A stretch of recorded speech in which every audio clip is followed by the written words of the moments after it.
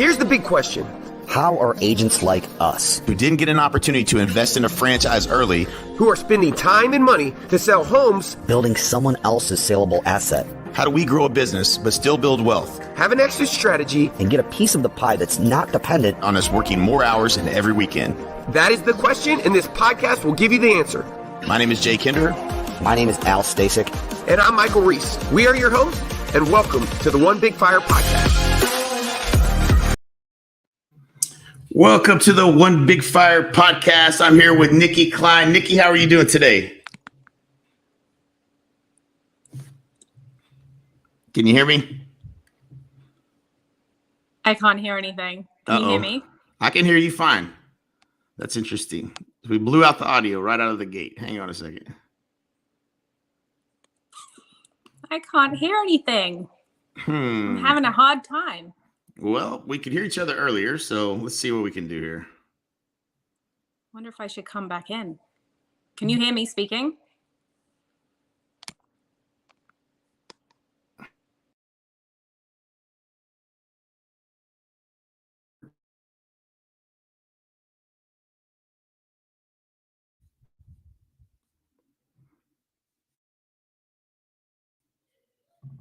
We're live. I don't know if I'm back yet or not. Somebody comment if you can hear me. Today's podcast, we're going to talk about the internet and how it's very spotty in Puerto Rico every day, regardless if there's rain, no rain. I don't understand it. Can anybody hear me? Anybody?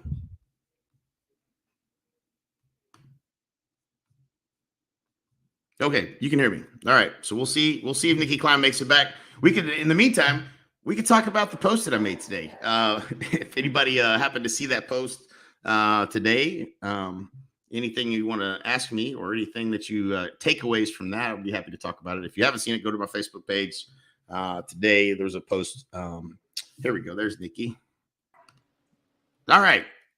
How's it going? You're back? Can you hear me now? Now I can hear you. Usually it's me. So my internet cut out at the same time. So I was like, man, that had to be me because the Puerto Rico internet's always cutting out. So I'm like, somebody can't hear me. My head's not, I have to shake just to see if my head's moving on the screen. So I know if I'm frozen or not. So yeah, it's all, it's all good though. We're back. So technology. Yeah. So I'm glad you're back. So I was excited. I've been excited about this because, when we were just talking through chat, and I don't know your whole story. So I can't wait to hear your whole story and what you're about. But the title of Follow the Fun, really, it struck a chord with me because it's one of my core values. It's one of the filters I run every decision I make through. Like, is this going to be fun? Now, sure, not. I've done a lot of things that weren't fun in my life, and that's fine. But ideally, you're doing things that you're having a good time. You're enjoying what you're doing, and I feel like you're going to have some insights for us here on that subject. So why don't you tell your story and how you ended up partnered with Veronica and the Honey Badger Nation and the Global Alliance here at EXP. How did this all come about? Okay, that's a great question.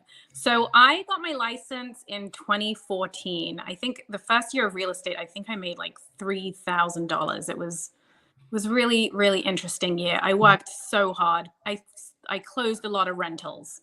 And then I, followed up with the people who I closed the rentals with. And I ended up doing really well. And I was like #1 in my market center for the next 5-6 years, ever since I was at Keller Williams. And I was in Gary's Top 100. And last year I closed 38 million as a solo agent.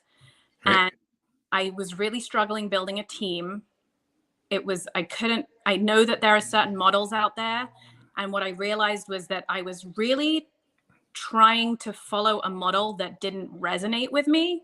So since I've transitioned to EXP, I've kind of done things a little bit differently. And I have 4 agents on my team, and we're just exploding. I feel like a level of freedom, and it's got nothing to do with my old brokerage. It's to do with my mindset, I guess. I feel like a certain level of freedom.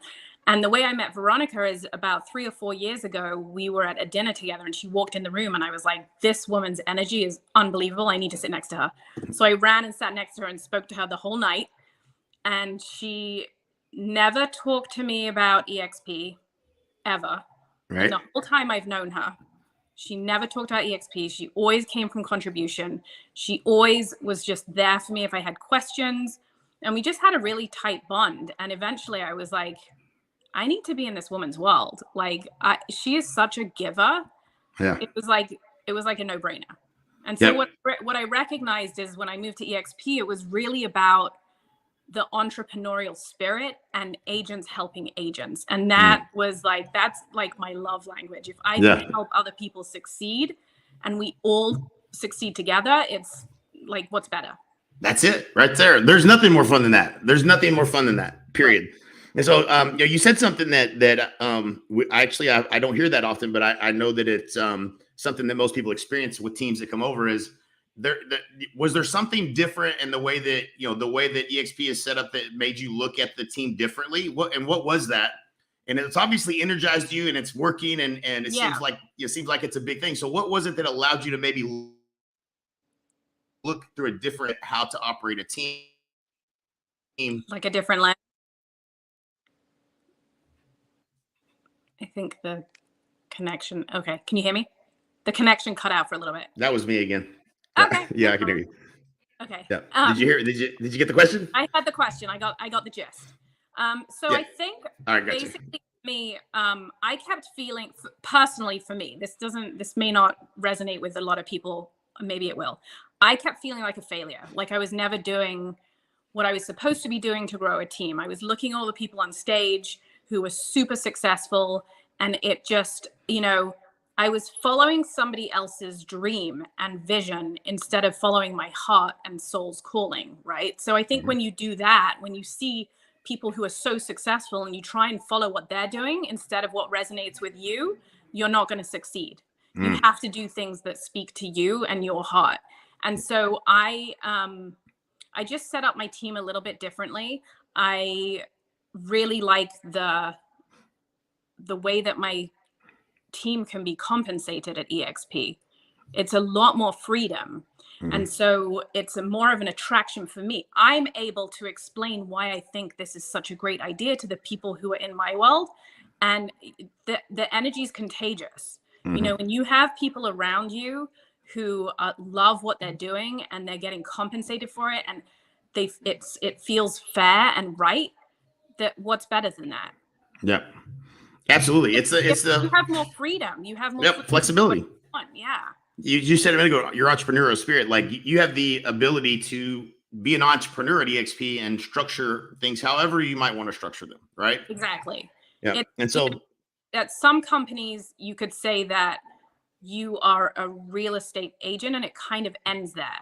At EXP, your real estate agent is just a piece of what you can do. Real estate agent is just like a subsection. There's so much more out there and there's so much more information. When I go into the world, when I go into workplace, it's like you're like filled with all of this valuable, free, by the way, information of like how to invest, how to grow your team in another way, how to create leads, how to lead generate. I'm excited to teach classes on how to grow social media groups because I run a Facebook group locally with 22,000 people in it, and I don't allow other realtors in it, but it's like my private database. It's where I get a lot of my leads, and I'm excited to show other agents how to do that for themselves in their area. So it's just I don't know, I feel like I'm helping my friends and they're helping me, and it's a total it's collaboration over competition. Even the people in my area, right? The people who are EXP in my area, we get together and we can talk about how we can help each other grow.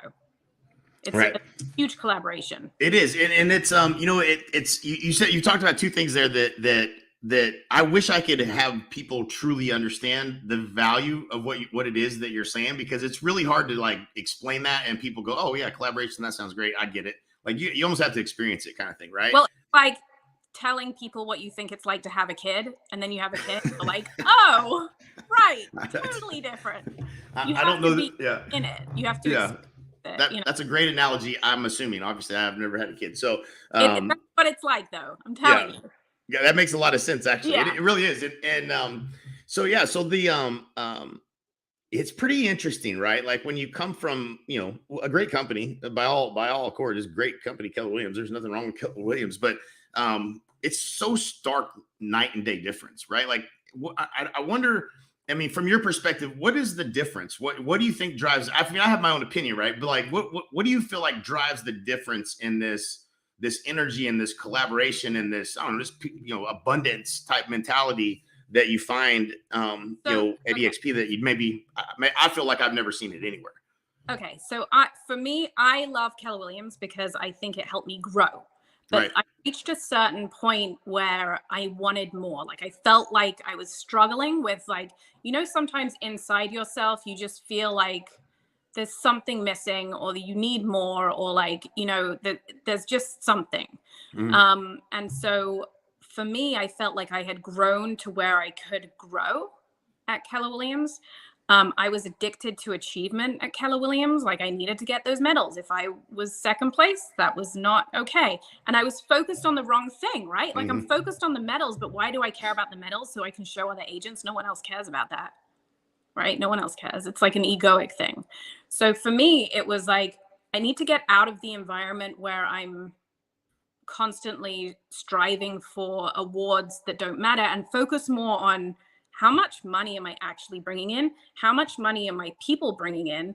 And how can we grow a bigger world so that everyone is successful and truly understands what's happening within the business and also outside of the business? And I just went to an EXP event with somebody who's not in Honey Badgers.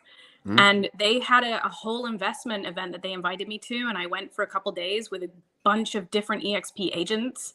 And it was just so mind blowing to see the sharing and keeping in touch with them afterwards. And just, it really is like a family. That's what it's like. Yeah, it is. You're married into a new family. Yeah. And it's, there's the alignment, obviously the financial alignment. And I think, obviously we all have stocks. So if agents do well, the company does well, we all do well. But all of those are little perfectly aligned things that just changed the dynamic. I feel like of how I think it also attracts the right kind of person, right?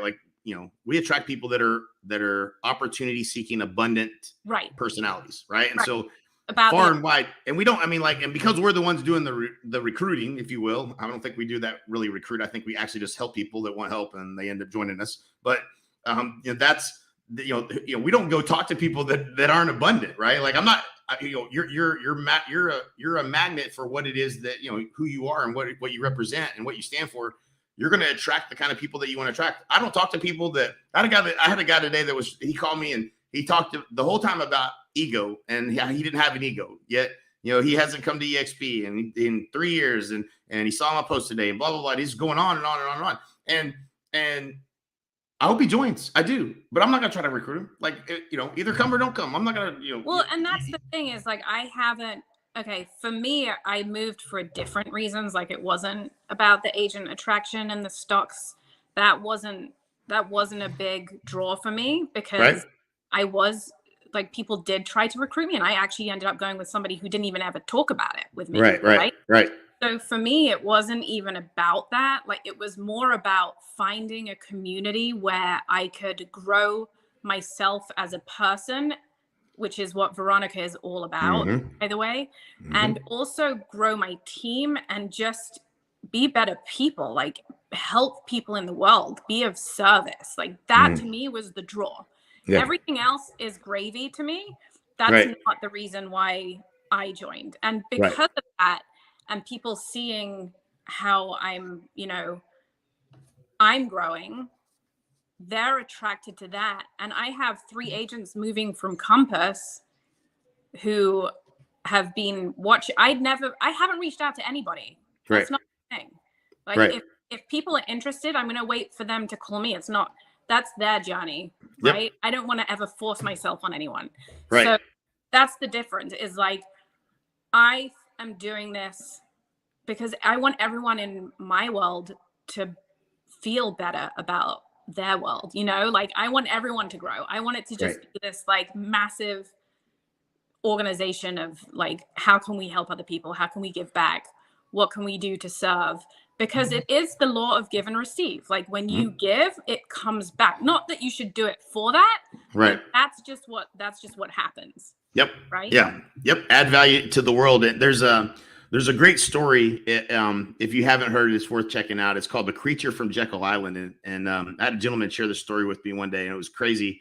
It was about how the reserve was created, and at the end of this big long story of all these people that created the Federal Reserve, and they were all the world's richest people that all met secretly at this place called Jekyll Island in South Carolina, and that's where the Federal Reserve was actually created, and the whole banking system and all that, and it gets down to like the kind of the moral to this guy's story was there's no such thing as money, there's only value, and you're only worth as much value as you put out into the world, and so that's like literally like when you're born, there's a certain amount of money that's allocated to be created when you're born. Right. And so, the more value you create in the world, the more you're actually worth. And it was just a really interesting story, but I like that a lot.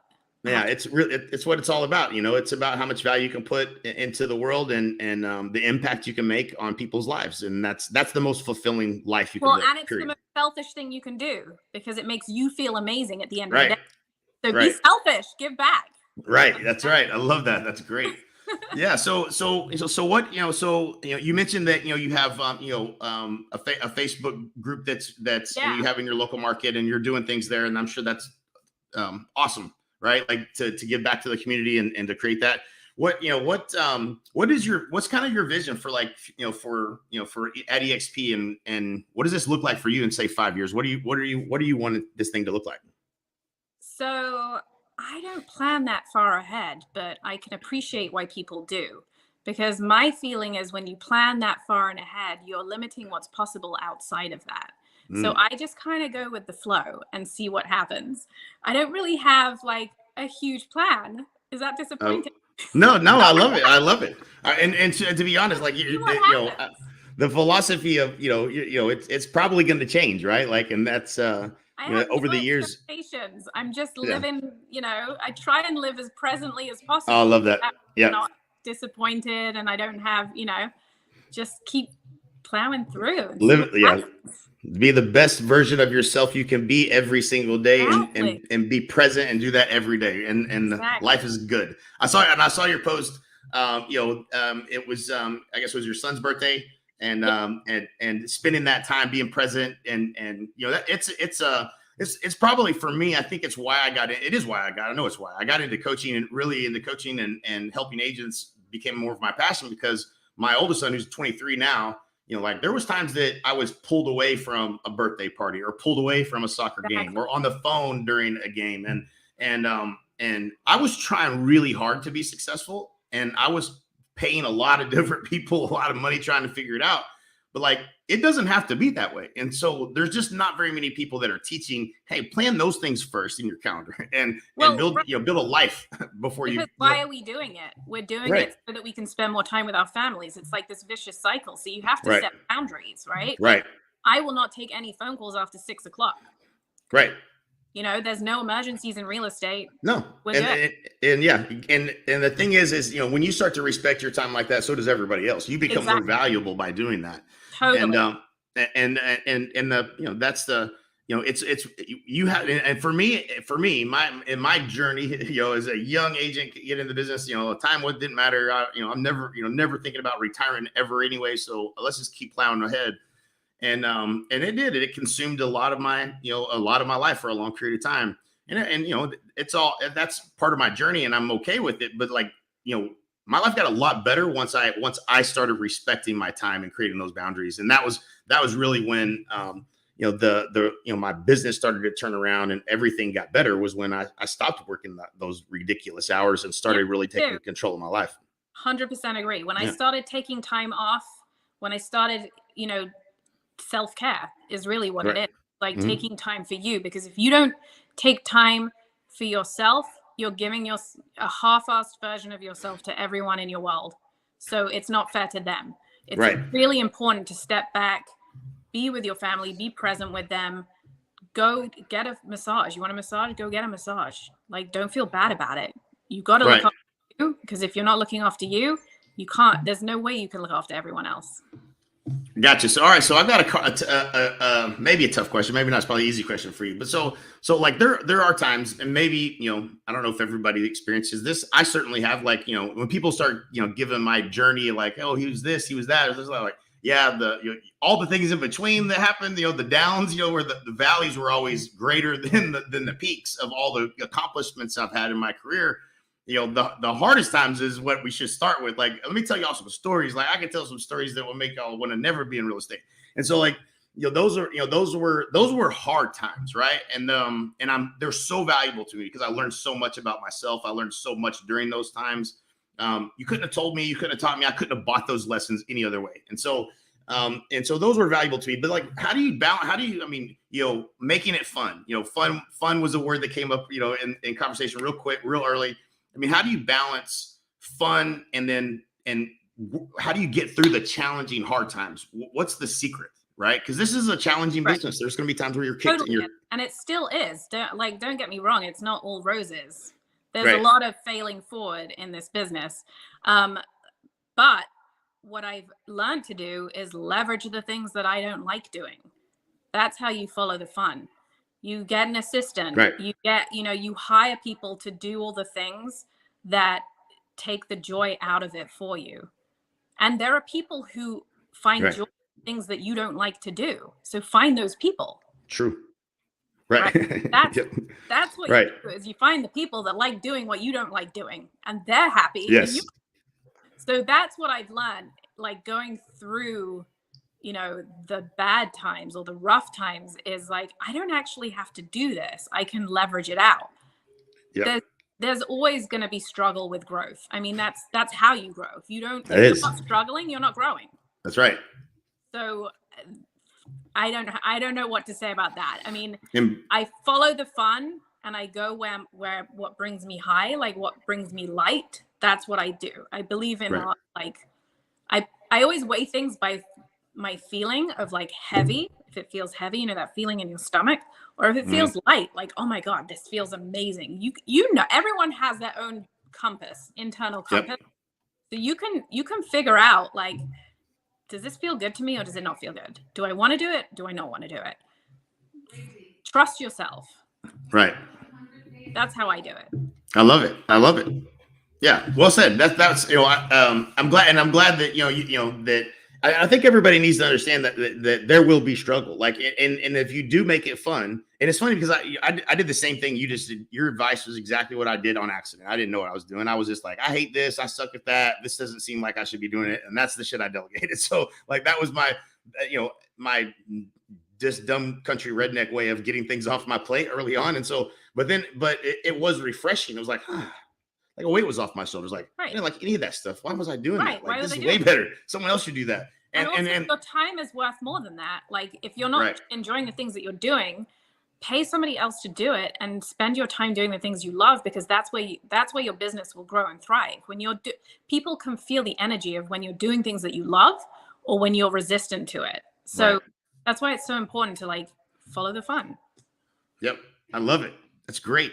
So what, obviously maybe that would be the advice you would give. So what, you're going to naturally attract people into your world. There are people who are going to want to be a part of what it is you're doing. How should someone get in touch with you if they want to talk to you about more or learn more about what you're doing, or learn more about what you're doing with these Facebook groups, or they want to join your world? How would they do that? How would they reach out to you?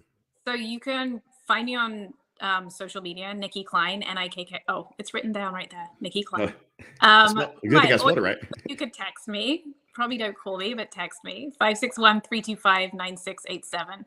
And my team's called Brilliant Living. It's Nikki@thebrilliantteam.com. So you can shoot me an email. But I'm planning on teaching a lot of classes on it with EXPs, because one of my passions is bringing community together. I absolutely love, like, I don't want anyone to ever feel lonely, right? And that was one of the reasons I started my Facebook group, is because I'd moved to a new area, didn't know a single soul. And I was like, well, there have to be other people who feel this way. Mm-hmm. And so I built this community, and it kind of snowballed. And now, we have 22,000 people that rely on us for information. And, we add value to them every day. And they reciprocate by using us as their choice Right. of real estate agents. So it's May- like really a win-win. Yeah, amazing how that works. Add value, and in return, And then it comes back. Right. Yeah. Yeah. It's a beautiful thing for sure. So yeah, I did actually the most recent podcast. You may know the guys, Jackson Wilkie and Jesse Dow. They're part of Honey Badger Nation, part of our group at EXP, and very similar. Maybe, I mean, if you haven't, I would at least go follow what the guy does. They're killing it with YouTube, doing the same thing and helping people that are making that journey to a new marketplace, and they don't know they don't know, right? Like, Right. so a lot of probably the things you're doing in your group might be super aligned to YouTube as well. So if you're not already doing it, That's my next step. We There have you it go. up. We know we're Right on. scheduled and planned. It's been just in watching the agents that I've seen in production that have been doing that. We've got a couple of friends of ours that are in Dallas that we kind of pointed to that down that path of YouTube with those guys, and they did $1 million in GCI their first 12 months. That's in real amazing. estate. I've never seen anything like that. I'm like, man, so if I wanted to get back into sales again, that's what I would be doing. That's for the sure, way to do it. right? Yeah. Like, and again, it's all it's all starting with adding value and helping solve people's problems. And anytime you're doing that, it comes back tenfold. So, Yep. Awesome. Well, Nikki, it's been great. Be a part of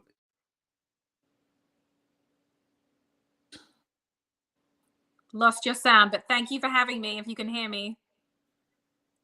Yeah, I'm back. Appreciate it. Yes, I did.